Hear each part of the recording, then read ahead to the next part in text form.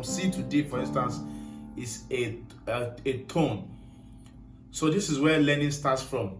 Are you able to identify the pitches for your major scale?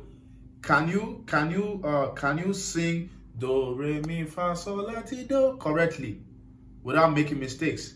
If you can't do that, that means that is where you should start from.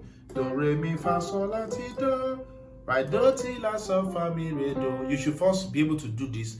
So I've seen people who aren't even able to do this, and then I've also seen people who are able to do this, but yet they are like, okay, I can do this, but I can't still identify pitches in songs. So we're gonna get there. So the next stuff now is also what's it called, intervals. After learning to sing do re mi fa sol la ti do, what's the next step? What's your next exercise? Your next exercise is to start singing and getting used to what's it called, intervals. About how long? It's about the consistency. Now, if you're going to be practicing everything I'm going to give you in this course for 30 minutes per day, then you have to do that 30 minutes consistently for weeks, running into months. So it's not about doing a 1 hour tutorial, 1 hour practice today, and then tomorrow, next month, you don't do anything. You won't get an ear training, right? So that's it. So